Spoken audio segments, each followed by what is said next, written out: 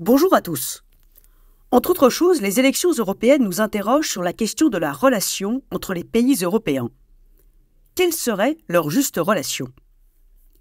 Cette question est au cœur de mes travaux de recherche sur la question de l'hybridation. Et pour y répondre, la figure du centaure, mi-homme, mi-cheval, qui est la figure emblématique de mon travail, est très utile. Dans le centaure, quelle est la relation entre la partie humaine et la partie chevaline? Sont-elles dans une relation de fusion, où l'on ne sait plus qui est qui? Cela correspondrait à une diplomatie du miroir.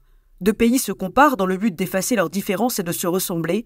C'est la rencontre d'uniformisation qui mène à la fusion, donc à une forme de disparition de la singularité des deux pays. Sont-elles dans une relation de juxtaposition, où elles coexistent, mais chacune mène sa propre vie dans l'indifférence de l'autre? Ce serait une diplomatie de la juxtaposition. Deux pays coexistent dans l'indifférence de la relativité. C'est la rencontre qui n'a pas lieu. Ou sont-elles dans une relation d'assimilation, c'est-à-dire qu'il y a une partie qui essaye de prendre le pas sur l'autre et de la faire disparaître? Ce serait une diplomatie de la confrontation.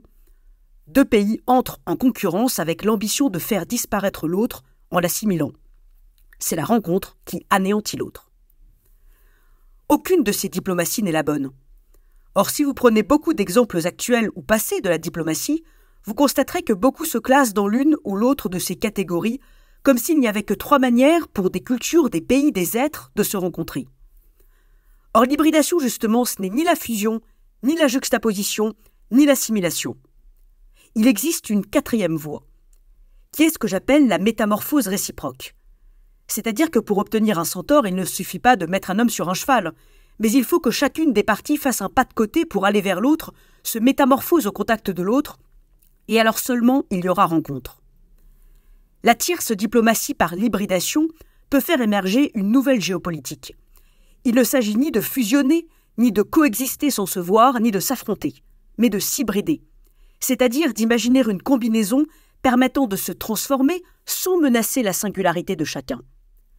Cette géopolitique de l'hybride pourrait peut-être permettre de repenser les bases des relations entre les pays européens.